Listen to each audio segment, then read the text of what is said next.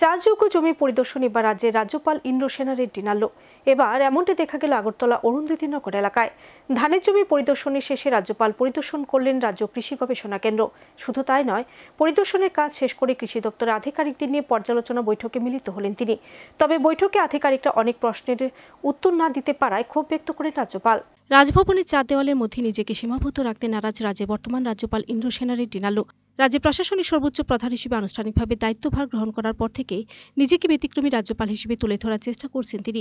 বিগত দিন দেখা যেত রাজ্যপাল মানি রাজভবনের 4 দেওয়ালের গণ্ডির মধ্যে সীমাবদ্ধ থাকা এবং সরকারি হাতে গোনা কিছু কর্মসূচিতে উপস্থিত থেকে অস্তিত্বের জানা দেওয়া।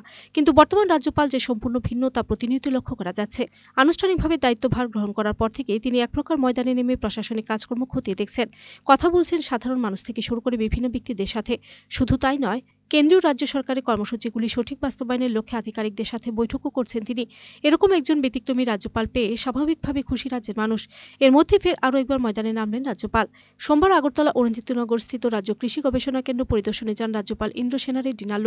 দপ্তর আধিকারিকদের নিয়ে ধান চাষের জমি পরিদর্শন করেন তিনি। পরে গবেষণা কেন্দ্রটি পরিদর্শন করে দপ্তর আধিকারিকদের সাথে এক পর্যালোচনা বৈঠকে মিলিত হন। সভায় রাজ্যপালের অনেক প্রশ্নেরই সঠিক উত্তর দিতে পারেনি আধিকারিকরা। গবেষণা কেন্দ্র পরিদর্শনকালেও বেশ কিছু অনিয়ম উঠে আসে। পরে সংবাদ মাধ্যমে মুখোমুখি হয়ে রাজ্যপাল তার বক্তব্য তুলে ধরেন।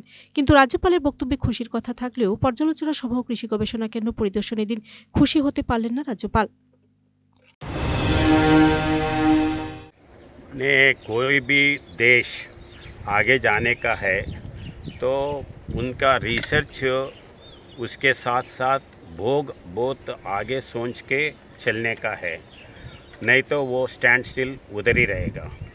अभी त्रिपुरा स्टेट में फार्मर्स के कन्वीनियंट के लिए ये रिसर्च स्टेशन बना है।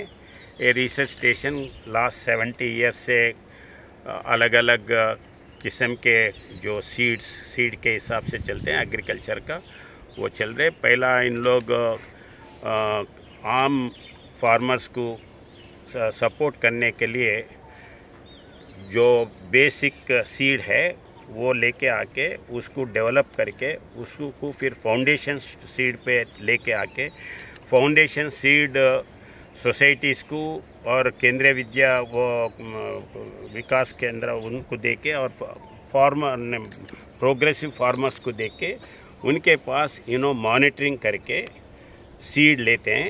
वो सीड लेके फिर उसको सर्टिफाइड करके आम पब्लिक को बेचने का काम गवर्नमेंट कर रहे।